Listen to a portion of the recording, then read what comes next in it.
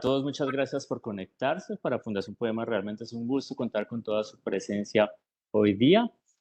Hoy tenemos una conferencia muy interesante con la visión desde la oftalmología oncológica de lo que es la quimioterapia intraarterial y algunos conceptos claves sobre retinoblastoma. Nos van a presentar las oftalmólogas oncólogas de la clínica en Banaco, la doctora Ana María Velasco y la doctora Carolina Alarcón. La doctora Ana María Velasco va a empezar la disertación y en la parte de preguntas va a estar complementado con la doctora Carolina Alarcón. Es una conferencia que han realizado juntas y empezaremos con la doctora Velasco, quien es oftalmóloga de la Universidad Javeriana y oftalmóloga oncóloga del Wills Eye Hospital. Adelante, doctora Velasco. Bueno, doctor, muchas gracias. Buenas tardes para todos. Como lo dijo el doctor, mi nombre es Ana María Velasco. Yo soy médica oftalmóloga, oncóloga ocular del Wills Eye Hospital de Filadelfia en Estados Unidos. Actualmente hago parte del servicio de oncología ocular del Centro Médico en Baraco.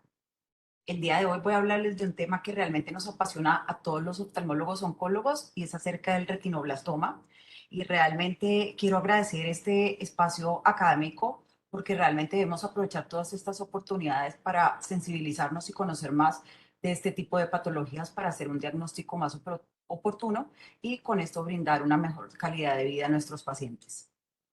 Entonces, a manera de contenido, el día de hoy voy a hablar sobre algunas generalidades, sobre epidemiología y genética en el retinoblastoma, los signos clínicos, que pueden ser unos signos clínicos tempranos o tardíos, el diagnóstico, la clasificación y todo el arsenal de tratamientos que tenemos ahorita para ofrecer a nuestros pacientes.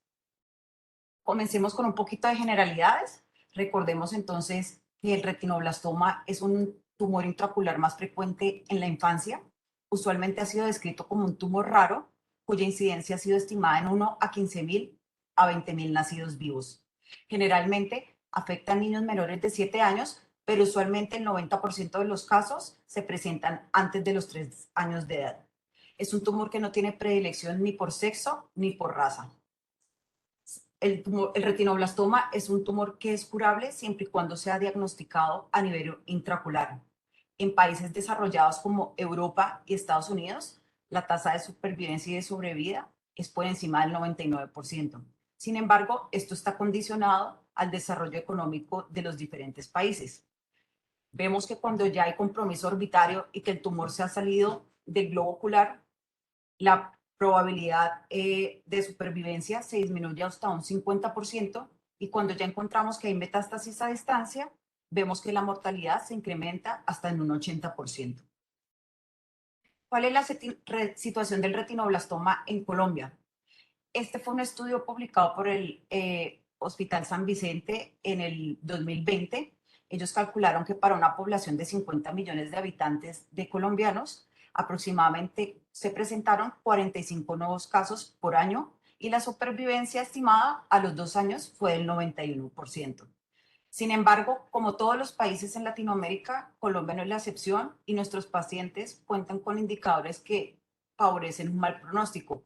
Dentro de ellos, los principales está la baja educación materna, el diagnóstico tardío, un pobre acceso a la salud y el más importante y el más común, el abandono del tratamiento, representado por un 24%, lo que significa que aproximadamente un cuarto de los pacientes abandonan el tratamiento con pronósticos muy reservados.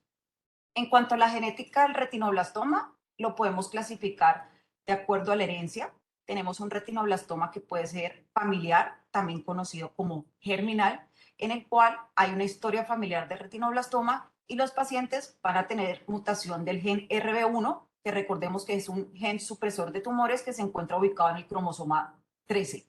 Usualmente los retinoblastomas familiares se presentan alrededor del 30-40% de los casos y lo más importante que debemos tener en cuenta es que la presentación clínica siempre será de afectación bilateral.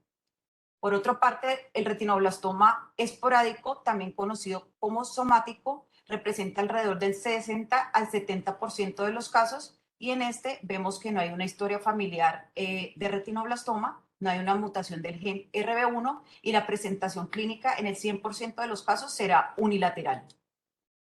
Pero el retinoblastoma también lo podemos clasificar de acuerdo a la afectación ocular. Podemos tener una afectación unilateral, bilateral o trilateral. Unilateral es la más común, representando el 60% de los casos, y la mayoría de los pacientes son de origen somático, es decir, sin historia familiar, en un 85% de los casos. Los retinoblastomas bilaterales representan el 40% de los casos y, como mencioné anteriormente, el 100% de los pacientes van a presentar una mutación germinal. Y finalmente, y afortunadamente, el retinoblastoma trilateral con una menor prevalencia, aproximadamente de un 3.5, y esto nos habla ya de un compromiso del sistema nervioso central. Ahora bien, vamos a hablar de los signos clínicos de presentación del retinoblastoma. Entonces vamos a tener unos signos que son tempranos y unos signos que son tardíos. Los signos tempranos básicamente son dos. El primero de ellos es la leucocoria, que se presenta aproximadamente en el 60% de los pacientes, y la leucocoria corresponde a la coloración blanca del reflejo pupilar. Esta inicialmente puede ser intermitente, ya que depende del tamaño del tumor y depende de la dilatación pupilar.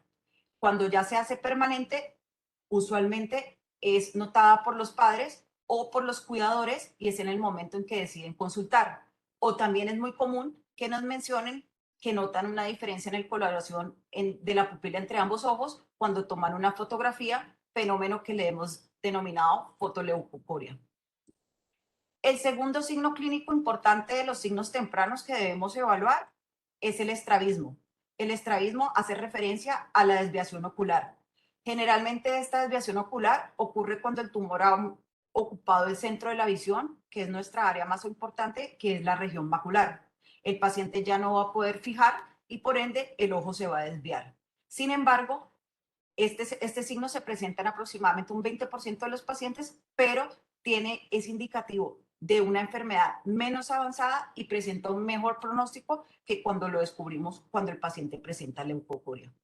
Cuando el paciente ve con estos dos signos clínicos, sería el momento ideal de hacer la detección temprana, porque esto nos va a permitir un tratamiento oportuno, lo que va a favorecer en el pronóstico.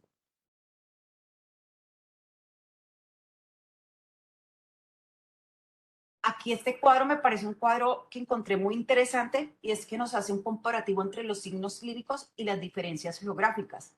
Entonces, en el gráfico de barras de la mano izquierda podemos visualizar cómo en los países de altos ingresos la leucocoria o el estrabismo, representado por la columna de color azul, es el signo cardinal en la mayoría de los pacientes y es el primer signo clínico que se identifica. Mientras vemos el marcado contraste de los Países Bajos, de bajos ingresos, donde vemos que prácticamente la leucocoria y los signos orbitarios, es decir, los signos avanzados, están casi por igual. Este retraso en el diagnóstico va a favorecer que haya una enfermedad extraocular, caso que se ha estimado aproximadamente en un 10% de los países en desarrollo, pero se presenta hasta un 45% de los países de bajos ingresos. ¿Cuáles son los signos tardíos? Los signos tardíos se presentan a aproximadamente el 20% de nuestros pacientes, y son todos esos cuadros clínicos que nos van a enmascarar algo diferente. Entre ellos podemos encontrar una uveitis, un glaucoma, una catarata o presumir un trauma con una hemorragia intraocular.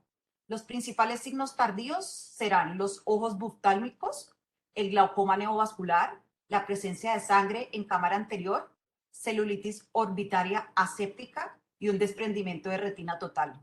Siempre que encontremos estos signos clínicos, debemos pensar en que este tumor ya no está confinado a nivel intraocular, sino que este tumor pudo haber migrado y por ende es necesario solicitar una neuroimagen. Vamos a pasar ahora a la parte del diagnóstico, y esta parte es muy importante porque quiero hacer énfasis en que el diagnóstico del retinoblastoma es clínico. Este es el único cáncer pediátrico que no requiere confirmación de patología para el diagnóstico. Los hallazgos que nosotros encontramos al fondo de ojo son patognomónicos y son los que realmente nos van a hacer sospechar esta patología. Por lo tanto, la oftalmoscopía indirecta con indentación escleral bajo anestesia es el gold estándar para la detección del retinoblastoma. Entonces, aquí les quería mostrar más o menos cómo hacemos la evaluación de un paciente en quien sospechamos retinoblastoma. Se evalúa bajo anestesia, se hace en una sala de angiografía y se hace bajo una cámara que se llama la RedCam. Esta cámara cuenta con una imagen, una pantalla donde podemos ver las imágenes que se van tomando y adicionalmente con una pieza de mano que tiene un lente que entra en contacto con la córnea y nos permite tomar fotografías entre 30 y 130 grados de todo el polo posterior, haciéndonos una idea muy adecuada de lo que está pasando a nivel intraocular. Adicionalmente, esta cámara tiene la ventaja de que tiene un módulo de angiografía. ¿Esto qué quiere decir? Que nos permite instilar medio de contraste para poder evaluar la vasculatura retinal y evaluar otras complicaciones, como por ejemplo secundarias a procedimientos como la quimioterapia intraarterial. Esto entonces es lo que documentamos en nuestros pacientes. Siempre que vemos un paciente nuevo, siempre hacemos la documentación con dibujos y con fotografías. Una vez, tanto en el momento inicial de la evaluación como cada vez que se hace una evaluación bajo anestesia. Entonces, básicamente lo que utilizamos es el dibujo manual. Este dibujo manual, digamos que es la manera más sencilla de representar lo que estamos viendo. A través de la oftalmoscopía indirecta se evalúa el polo posterior y nosotros dibujamos, georreferenciamos el tumor y esto es muy útil porque nos permite dar características como el tamaño, la localización, qué tan lejos o qué tan cerca está del nervio óptico o de la fobia, datos que son muy importantes para el tratamiento. Y adicionalmente el dibujo manual es muy útil para nosotros para poder educar a los pacientes, a los familiares y poderles mostrar la evolución del comportamiento del tumor a lo largo del tratamiento. Luego viene entonces la documentación con la fotografía a color. Esto ha ganado una importancia enorme, pues porque realmente esto ya es mucho más objetivo que el dibujo manual. No requiere, digamos, que la experticia del examinador, sino que esta ya es a través de la cámara y realmente en este pues podemos dar todos los detalles y ver la configuración de la lesión tumoral y podemos describirla con todas sus especificaciones. Y el módulo angiografía, que era lo que les mencionaba, finalmente nos permite instilar el medio de contraste.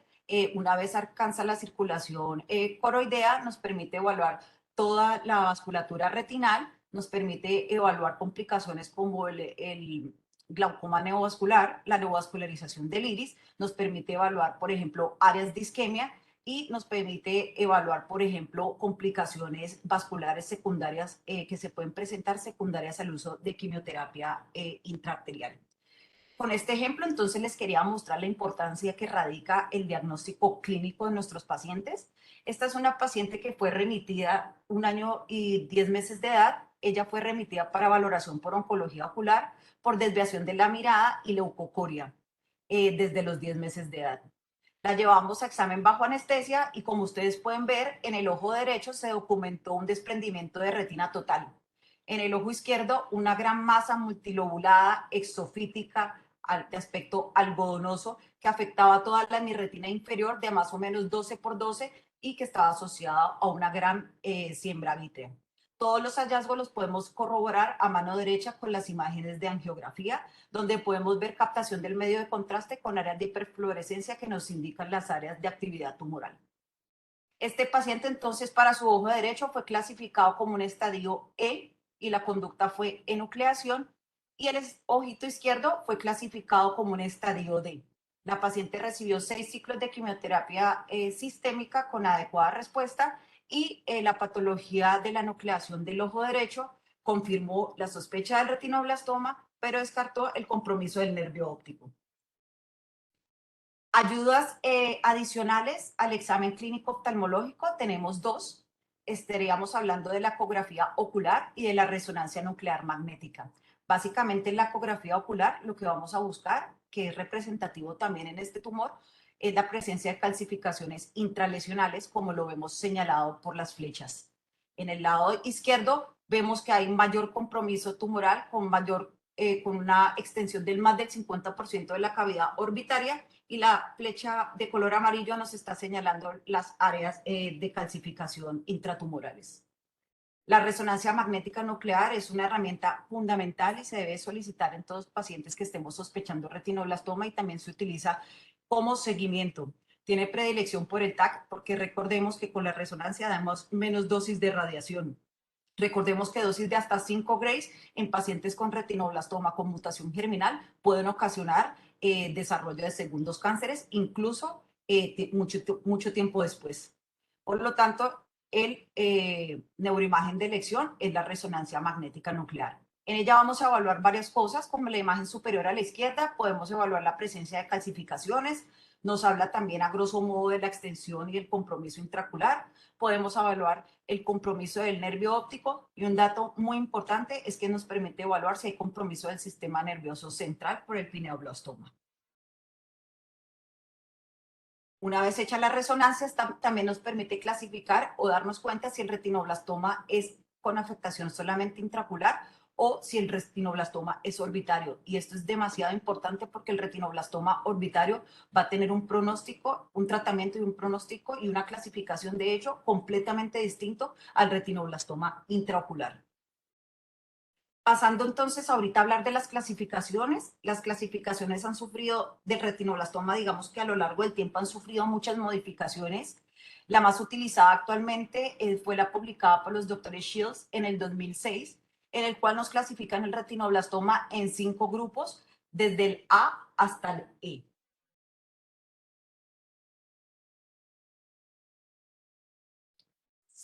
Entonces, la clasificación más utilizada es la clasificación internacional del retinoblastoma y esta la podemos recordar fácilmente por una mnemotecnia en inglés. Como les mencioné, va del grupo A hasta el E, siendo el A small con tumores menores de 3 milímetros, B de bigger, tumores mayores de 3 milímetros o que están 3 milímetros de la fobia o 1.5 milímetros del nervio óptico.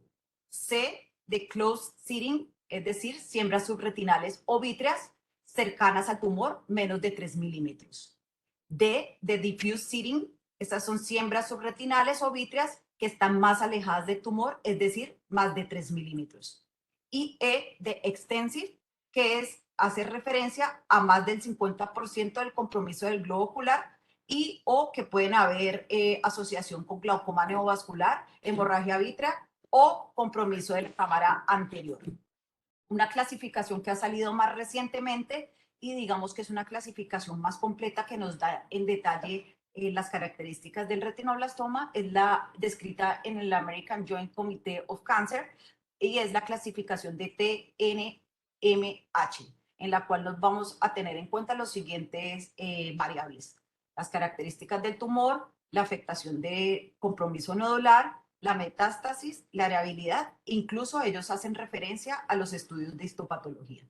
Entonces también lo dividen desde T1 hasta T4 y cada grupo tiene una subdivisión.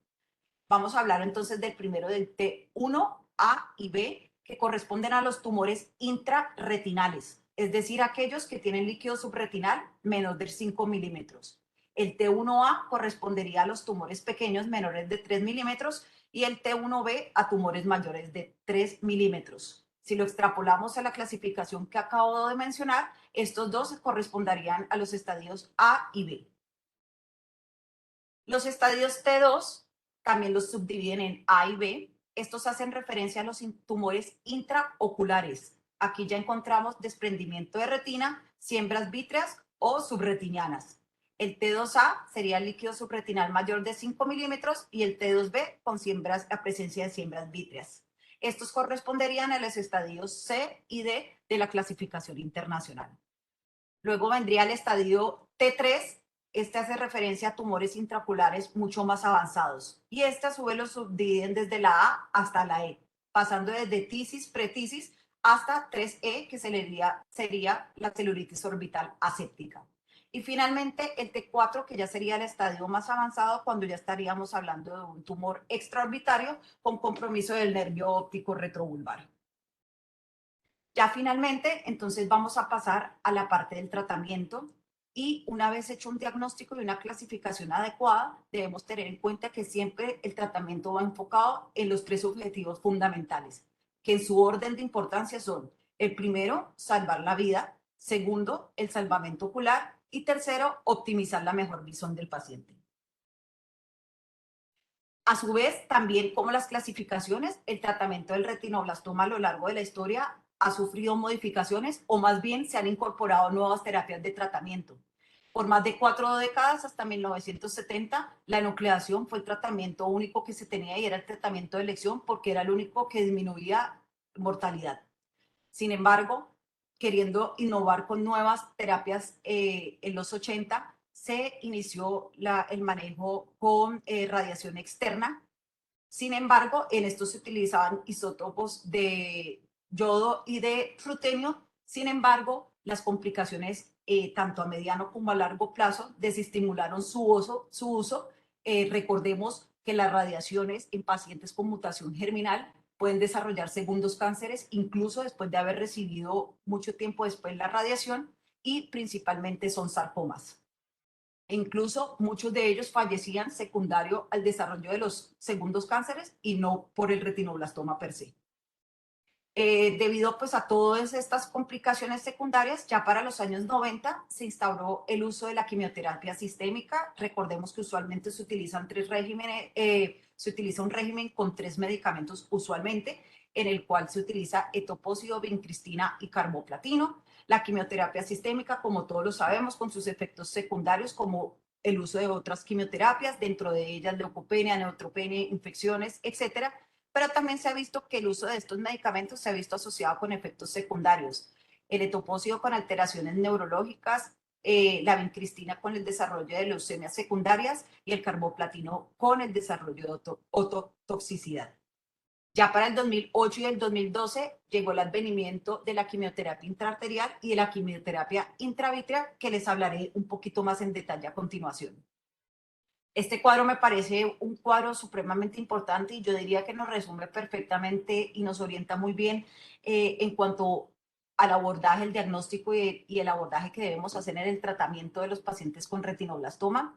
Entonces vamos a tener básicamente 3 escenarios. Nos vamos a enfocar en la parte que está resaltada en el recuadro de color rojo.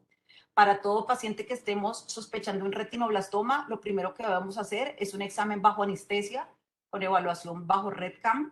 Debemos solicitar la toma de una resonancia nuclear magnética de órbitas y recordemos que esta debe tener unas especificaciones bien importantes. Los cortes deben de ser a 1.5 milímetros, 3 teslas con supresión grasa y con gadolinio. Y adicionalmente debemos solicitar la valoración por el pediatra oncólogo para una examinación completa. Si el paciente nos muestra ante estos exámenes que hay riesgo alto y que presenta riesgo, factores de riesgo alto, como por ejemplo extensión extraocular, invasión del nervio óptico de la coroides, la indicación inmediata es de nucleación y se debe además indicar manejo con quimioterapia sistémica de altas dosis hasta 9 ciclos. Pasemos entonces al segundo escenario y es aquel paciente que presenta un retinoblastoma unilateral. Solo nos afecta un solo ojito. Entonces lo vamos a clasificar de acuerdo a la clasificación internacional de retinoblastoma desde la A hasta la E. Si el paciente lo clasificamos en grupo A, podemos dar tratamiento focal que estaría a base de crioterapia o termoterapia transpupilar. Si el paciente es un grupo B, debemos evaluar si el tumor está involucrando el área foveal o si no está involucrando. Si no lo está involucrando, podemos manejar terapias focales. Si la está involucrando, la indicación es quimioterapia intraarterial. Para los grupos avanzados C, D y E, la indicación es quimioterapia intraarterial. ¿Y qué pasa con los bilaterales o pacientes con mutación germinal? La indicación es iniciar quimioterapia sistémica con las 3 drogas mencionadas y lo estándar son 6 ciclos. Vamos a hablar entonces un poquito en detalle de la quimioterapia intravenosa. Generalmente se utilizan 2, 3 o 4 medicamentos. Se hace administración mensual, usualmente de entre 6 y 9 ciclos. Digamos que el régimen que se utiliza a nivel mundial, y es el utilizado en el Wills Eye, y es el que nosotros utilizamos en el Centro Médico en Banaco, son 6 ciclos de vincristina, etoposide y carboplatino bajo las dosis que están aquí escritas en la diapositiva. En ocasiones, apoyado con consolidación con terapias focales, con crioterapia o láser. Abajo vemos el ejemplo de un paciente con diagnóstico de retinoblastoma con un desprendimiento de retina total, y vemos en la imagen de la derecha Esto fue posterior al tratamiento con quimioterapia. Vemos cómo hay regresión completa tumoral con un patrón de regresión tipo 3, es decir, con una calcificación del 100%. ¿En quiénes se está indicando entonces la quimioterapia intravenosa? Pacientes con mutación germinal, retinoblastoma bilateral, edad menor de 4 meses y en todos aquellos pacientes que sospechemos riesgo alto, que sería que está dado por la invasión del nervio óptico o invasión coroidea. Finalmente, la quimioterapia intraarterial, que es uno de los tratamientos que más recientemente se han incorporado. Este es un tratamiento innovador, realmente requiere de un manejo multidisciplinario de un nivel de experticia alto. Se dice que, pues como cualquier procedimiento intervencionista, se debe hacer bajo anestesia general en una sala de angiografía y bajo monitorización continua. En nuestro caso, en Centro Médico Umbanaco, es realizado por el grupo de neuroradiólogos intervencionistas y digamos que se ha establecido que bajo manos expertas tiene una tasa de éxito entre el 96 y el 99%. En, ay, ¿qué pasa? No, regálame un segundito. Entonces, básicamente lo que se busca es que se va a hacer una canalización súper selectiva de la arteria oftálmica, esto con el fin de liberar el medicamento quimioterapéutico en altas concentraciones, incluso 10 veces más en concentrado que cuando se puede administrar por vía sistémica o incluso a través de un catéter. Entonces, ¿en qué consiste el procedimiento? Básicamente ellos canalizan la arteria femoral, van por la arteria abdominal, carótida común, en la carótida común, carótida interna, hasta llegar a la primera rama de la carótida interna, que es la arteria oftálmica, que es la encargada de irrigar todos los tejidos oculares. Y además, ¿cuál es el otro plus que tiene esta terapia? Es que nos vamos a evitar todos los efectos sistémicos que genera la quimioterapia endovenosa.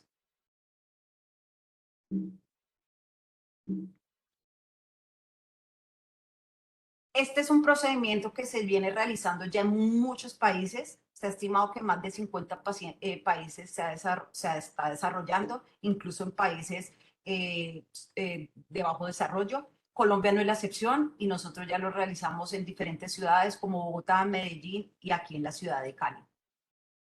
Los medicamentos que más se utilizan entonces para la administración son el Melphalan y el Topotecan.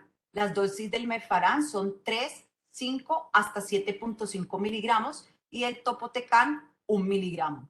La infusión debe ser lenta, no se debe administrar el medicamento en menos de 30 minutos y usualmente se requieren alrededor de 3 infusiones. Existen complicaciones que son inmediatas y a nivel extraocular que son pasajeras. Dentro de ellas encontramos el enrojecimiento, el lagrimeo y la madarosis, es decir, la pérdida completa de las pestañas. Y existen complicaciones intraoculares, que digamos estas son las más raras, ocupan un 17%, pero son las más temidas porque generalmente hace referencia a alteraciones vasculares. Dentro de estas, la principal y la más temida es la oclusión de la arteria oftálmica, que representa aproximadamente el 7%.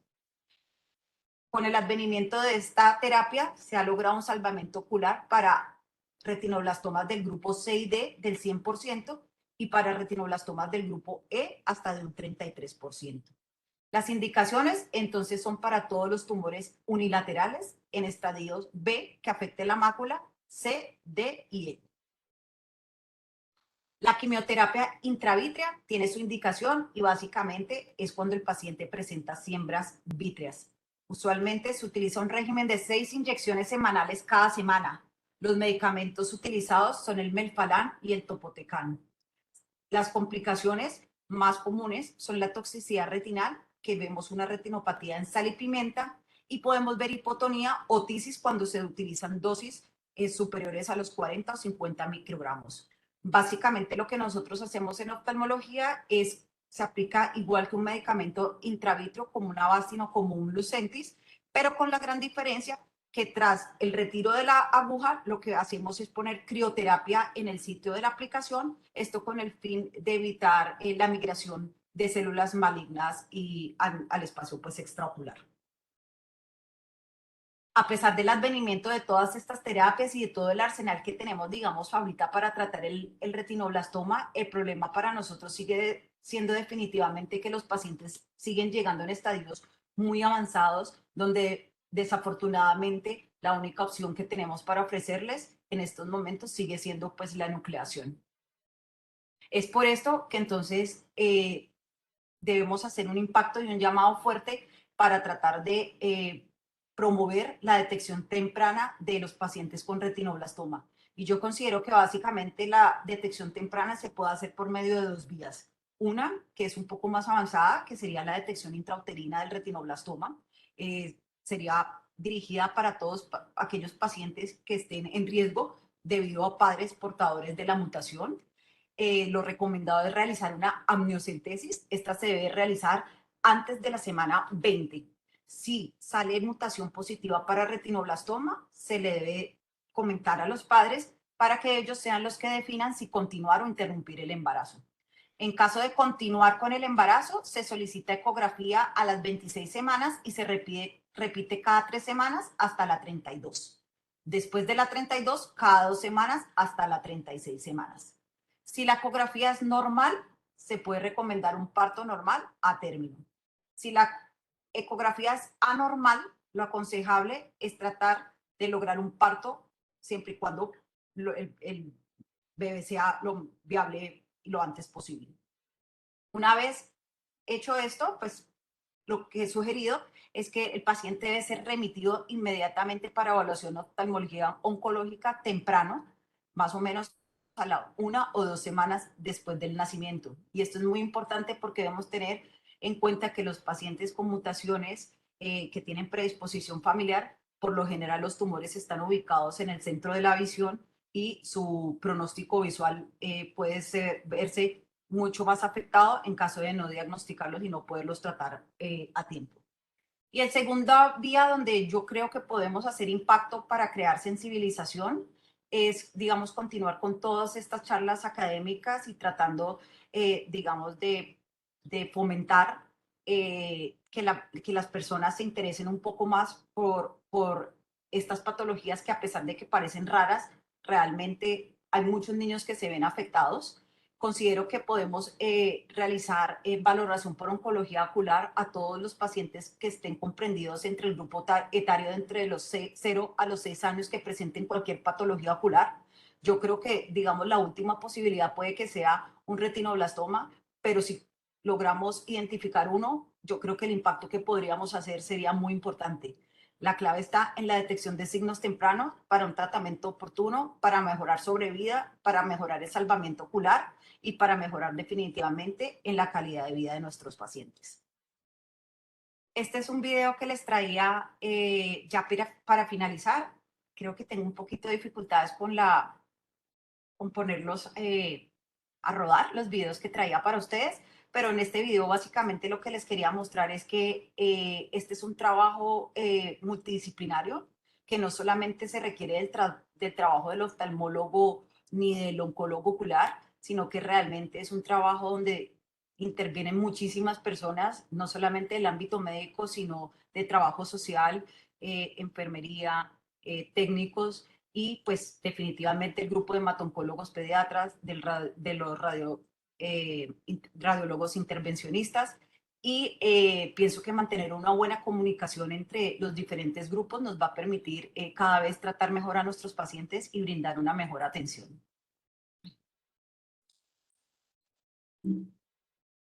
¿Pasa? Bueno, muchas gracias. Este es el equipo que conforma el grupo de oncología ocular del Centro Médico Umbanaco. Aquí estamos rodeadas la doctora Alarcón y yo de todos nuestros técnicos y nuestra anestesióloga y todo el personal que nos ayuda en esta ardua labor del diagnóstico del retinoblastoma. Muchas gracias a todos por la atención. Doctora Velasco, muchísimas gracias a usted por compartirnos la visión de la oftalmología oncológica y bueno, y pues todas las experiencias. Pues bueno, hay muchas preguntas al respecto. Una de las primeras es cuando nos muestras allí el equipo, realmente se tiene la concepción que la quimioterapia intraarterial es algo muy complejo y que de pronto en Colombia no sea tan fácil implementarlo en muchos centros. ¿Nos podría señalar qué personal se necesita para realizar un ente arterial? Es decir, desde los técnicos hasta, bueno, la persona que finalmente está a cargo de todo el procedimiento.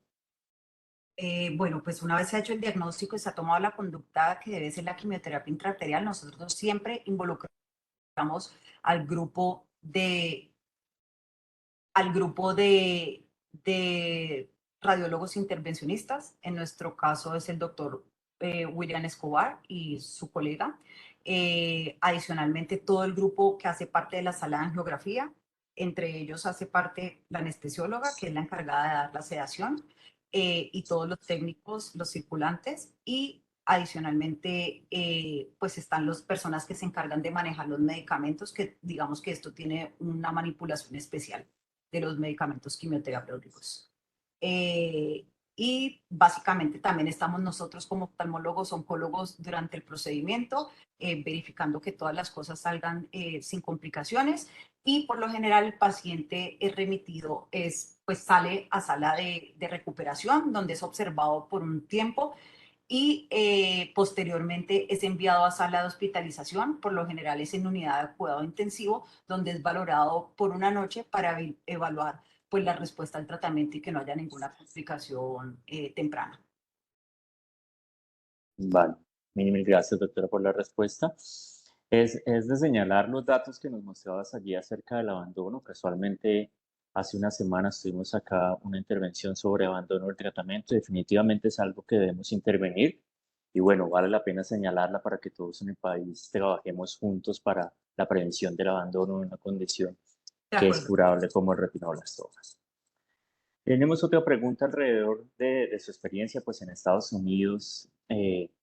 Y es la pregunta si el REDCAN está disponible como una tecnología de acceso fácil en todos los centros en un país pues con el nivel de desarrollo como Estados Unidos. Quiero aportar aquí que desafortunadamente es un equipo muy costoso, es un equipo que se requiere una inversión muy alta. Por lo tanto, no muchos centros disponen de esta herramienta diagnóstica.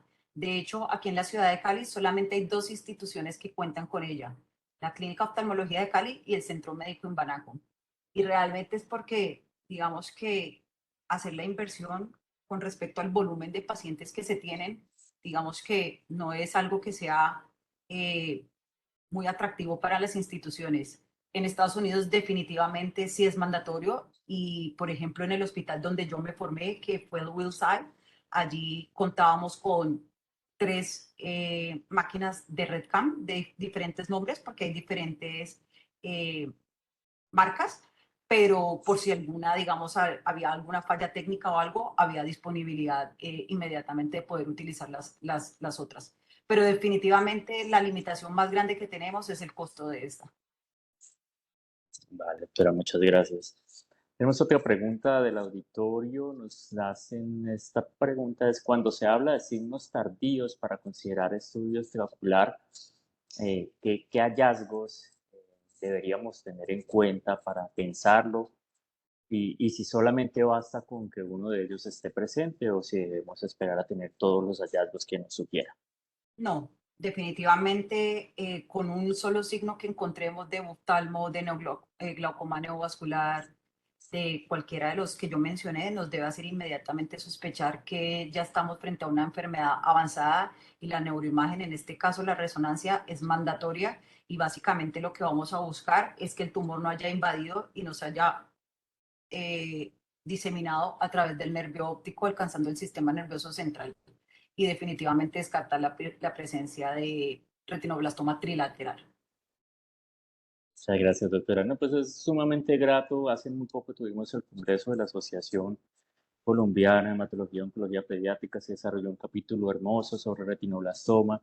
En nuestro auditorio hay varios oncólogos dedicados a retinoblastoma, líderes de opinión, como el doctor Carlos Narváez, la doctora Soraya Paternina, la doctora Eniana de los Reyes. Y bueno, pues los invito a ellos si tienen comentarios para sumar a esta excelente conferencia de hoy, pues los micrófonos se pudieran abrir. Complementariamente nos hacen otra pregunta acerca de qué complicaciones se desarrollan en la quimioterapia intraarterial, pues es decir, desde la experiencia clínica que tienen allí en Imbanaco, cuáles han visto y qué sugerencias para manejarlas si eventualmente se presentan. Las más frecuentes que nosotras hemos visto o que yo he visto han sido definitivamente las locales, las perioculares, que hacen referencia al enrojecimiento del párpado, y la más frecuente ha sido la madarosis, que es la pérdida de las pestañas. Digamos que estos son complicaciones que son transitorias y tienden a resolver en un corto tiempo. Ya por el otro lado, las complicaciones más graves y digamos que las más temidas, afortunadamente las más extrañas, son todas las que tienen que relación con las alteraciones vasculares. Y dentro de esta, digamos, la oclusión de la arteria oftálmica. Sin embargo, en nuestra experiencia de lo que llevamos en el manejo de pacientes con retinoblastoma en el Centro Médico en Banaco, son muy pocos los casos que se han visto. No quiero dar un dato erróneo, pero no han sido más de 2 o 3 casos. Y pues esto sí es un hecho que es lamentable, pues porque obviamente con la oclusión pues de la arteria, desafortunadamente, digamos que el desenlace no es el mejor. Muchas gracias, doctora. Nos hacen otra pregunta acá, bueno, es un comentario. Los pacientes en quimioterapia sistémica suelen tener muchas barreras para la oportunidad y continuidad en los tratamientos. En nuestra normativa de salud en Colombia hay garantía para este tipo de tratamientos especializados. ¿Hacia dónde vamos en ello? ¿Qué opinan los hematoncólogos pediatras?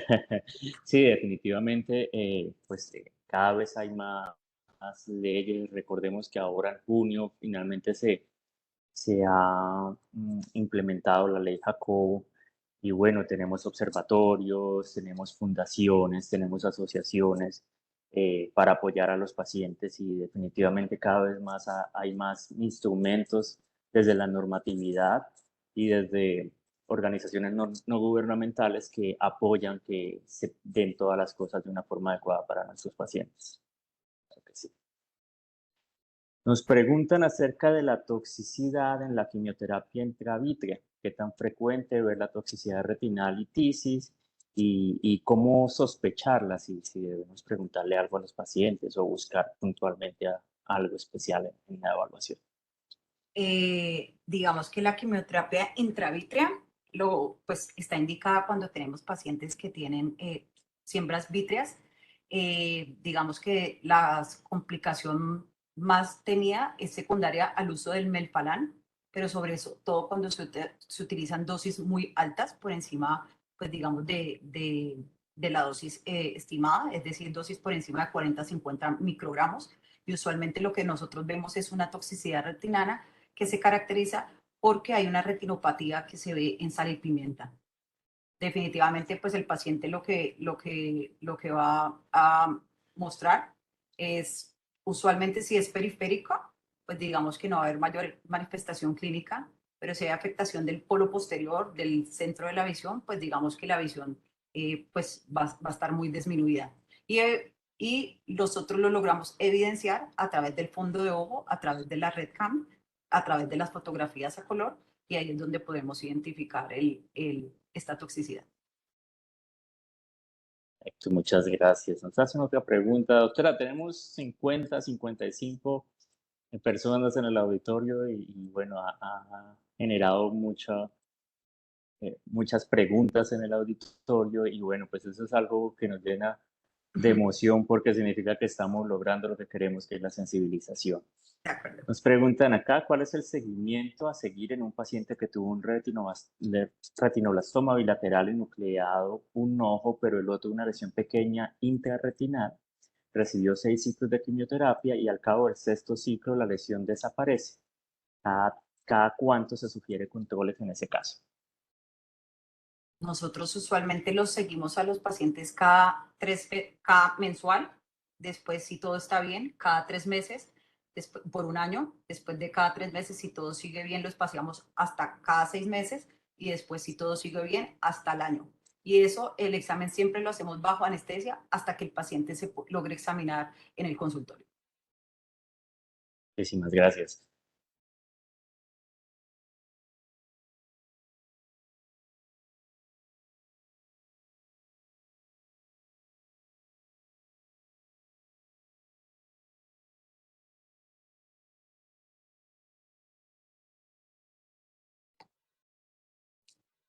Perdón. Escuchan allí. Ya. Vale. Entonces, ya para finalizar, nos hacen una pregunta acerca de la experiencia, pues vista allí en Filadelfia con la detección intrauterina. ¿M? ¿Qué tantos casos lograban detectar de esta forma? ¿Y qué tan fácil es llevarlo a la práctica? ¿Qué opinión tienes? Realmente en Estados Unidos creo que el manejo multidisciplinario funciona, o al menos en el centro donde yo me formé, de una manera, hay un engranaje bastante importante y realmente los pacientes no se pierden porque una vez evaluado y diagnosticado por el oftalmólogo o el oncólogo, inmediatamente es activada una alarma donde se involucra al hematoncólogo pediatra, al oftalmólogo pediatra, a todo el equipo pues, necesario, y realmente todos los pacientes con antecedentes familiares de retinoblastomas se les recomienda hacer el control prenatal. Lo que pasa es que es un poquito difícil el acceso porque muchas veces estas detecciones no son cubiertas por, por la entidad de salud, en este caso pues allá por el insurance. Entonces muchas veces estos procedimientos deben ser costeados por el paciente y pues claramente las cifras, el costo es bastante elevado, entonces digamos que hay cierta limitación en esto. Vale, pues nada, pues mil y mil gracias. Acá muchas y muchas felicitaciones en el chat interno de la conferencia. Y de verdad, pues ha sido un gusto tenerla acá. Saludos a todo el personal de allí en Clínica en Banaco. Y bueno, les recordamos desde aquí, desde Fundación Poema. Nuevamente le damos muchas gracias desde Fundación Poema, doctora Velasco, por su Gracias, conferencia. doctor. Y desde Fundación Poema los invitamos nuevamente a conectarse con nosotros. En las próximas conferencias estaremos a través de la página informando los siguientes temas. Pueden entrar a través de www.poema.org y a través de las redes sociales. Allí contactarnos. Y doctora Velasco, pues nuevamente muchas gracias por su conferencia. Hasta luego, Y doctor Jesús. Buenas noches yes, para todos. Muchas gracias por la atención y por la invitación nuevamente a la Fundación Poema. muchas gracias. Esperamos Hasta luego. vernos nuevamente y seguramente en próximas conferencias ya veremos la visión también de hematoncología, doctora. La esperamos también por acá. Claro que Muchas sí, muchas gracias. gracias, doctor. Hasta Chao. luego.